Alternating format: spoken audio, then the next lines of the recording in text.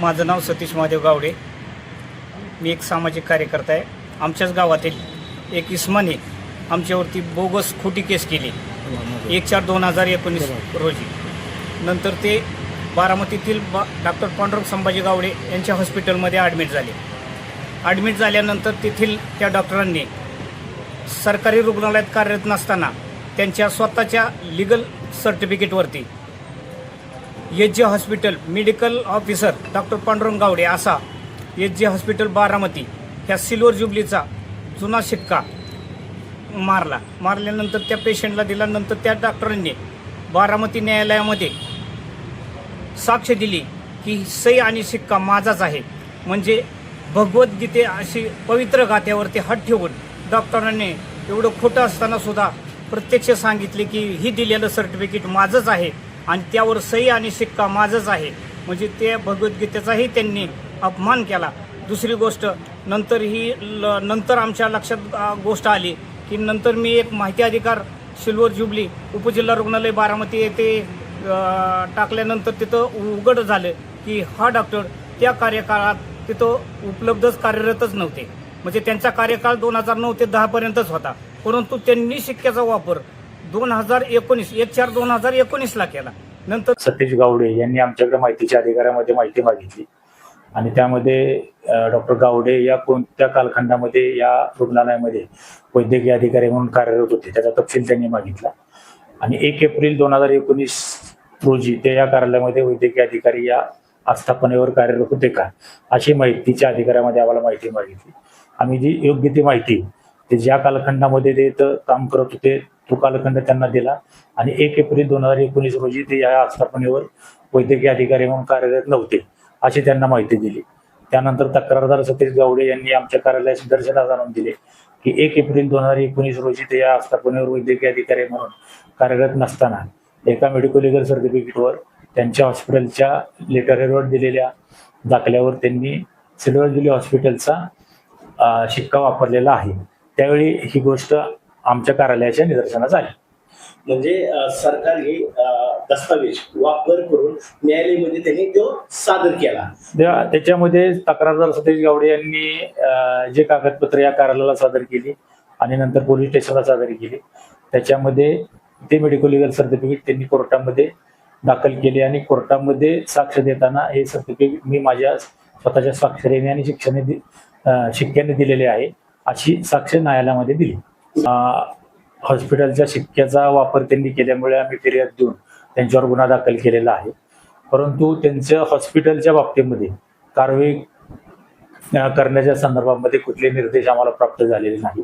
त्यांच्यावर 318, 319 आणि या गुन्ह्यामध्ये कलमांन्वये गुन्हा दाखल आहे. त्याचा तपास पुढे पोलीस करत आहेत.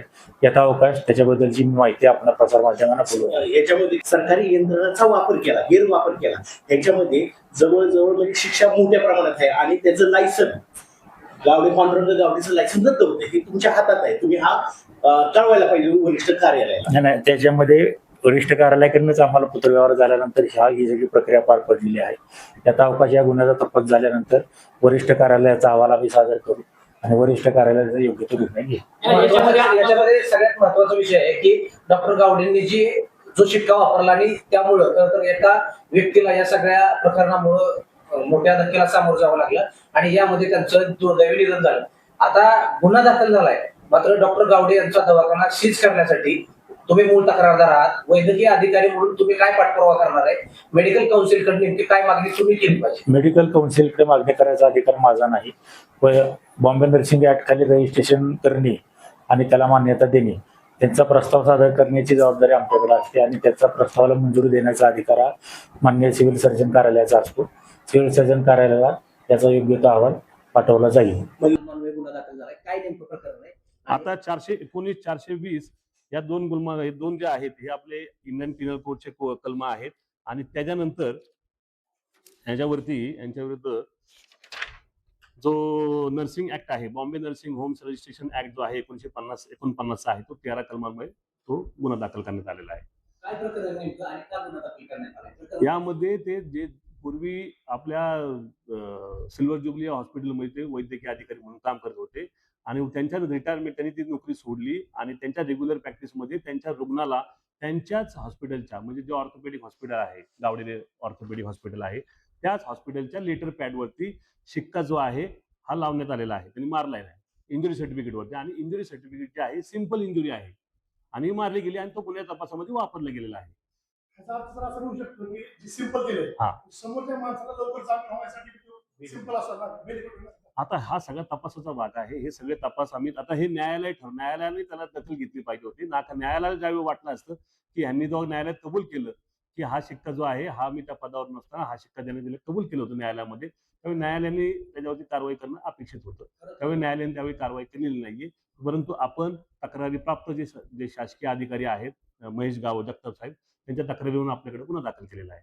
जो शिक्का त्यांनी शासकीय सेवेत नसताना वापरलाय, हा. मग 2011ला ते शासकीय सेवेत मुक्त झाले, 2019ला त्यांनी तो शिक्का वापरलाय, 11 पासून ते 19 पर्यंत त्यांनी अशा किती मेडिकल सर्टिफिकेट हाच तपासाचा मुद्दा आहे. आणि आता तर गुन्हा दाखल झालाय. आता हा तपासामध्ये या सगळ्या बाबी आम्ही तपासणार आहोत 100%. अटक करण्यासाठी जर रिकव्हरी त्यांच्याकडनं असेल, एखादी गुन्ह्याच्या तपासासाठी आवश्यक असेल तर आवश्यक त्यांना अटक करावीच लागणार. कारण अशा सर्टिफिकेटचा वापर करून ह्या गावडे जो पांडुरंग गावडे अनेक लोकांना ते शोधून लावले असेल. असं अजून अद्याप तपासात त्या निष्पन्न झालं नाही. निष्पन्न तपासणार. अगदी बरोबर. गंभीर आहे पाहिलं तर या सगळ्या प्रकरणासाठी तुम्ही केवळ नोटीस देऊन पांडुरंग गावडेला सोडला की त्याला कायद्याने तेवढीच प्रोव्हिजन नियमाने आणि कायद्याने शासनाने आणि कायद्याने BNSS कायद्यामध्ये जी सांगितली प्रोव्हिजन, त्याच प्रोव्हिजनच्या आधारे आपल्याला पोलिसांना तपास करावा लागतो. प्रोव्हिजनच्या पलीकडे जाऊन आम्हाला काहीच करता येत नाही. पूर्वी CRPC कायदा होता, त्या CRPCच्या कायद्यात जे सांगितलं आहे तेच आपल्याला करता येईल. CRPC आणि IPCचा त्याच्यामध्ये सरकारी यंत्रणेचा सरकारी शिक्का वापरलाय, त्यामध्ये तुम्ही 472 प्रमाणे IPC प्रमाणे तपास करणार. 100% करणार. पण त्याचा हेतू जर निष्पन्न झाला तर ते सुद्धा आम्ही कलम लावू शकतो. 100% लावावं लागणार. जर त्याचा हेतू तसा असेल आणि त्याचा दुष्ट हेतू असेल त्या मागचा किंवा गैरप्रामाणिक हेतू असेल तर 100% आम्हाला त्यामध्ये कारवाई करावीच लागेल. शासकीय योजना बरोबर आहे, शक्यतो त्या ठिकाणी वापर झाला असेल तर त्याचा तपास हा करा. तपासाचा मुद्दा आहे. 100% तो तपास करणार आम्ही आणि तपास करून निष्पन्न झाल्यास ती कारवाई करणार. महत्त्वाची योजना अशा अनेक योजनांसाठी लाभ दिला जातो. ह्या कोणत्या योजनेत बाबा ह्या शिक्क्याचा वापर करून बोगस माहिती बरोबर. अच्छा, ते त्या दृष्टीने सुद्धा 367 पण IPC प्रमाणे पुन्हा दाखल होऊ शकतात. अनेक गोष्टी तुम्हाला अगदी त्या दृष्टीने सुद्धा तपास होणार आहे. ह्यात कुठलीच बाब वगळण्यात येणार नाही. आपण जे सुचवले आहेत चौथा स्तंभ म्हणून तर आम्ही 100% ती दखल घेणार आणि त्या दृष्टीने सुद्धा तपास करणार.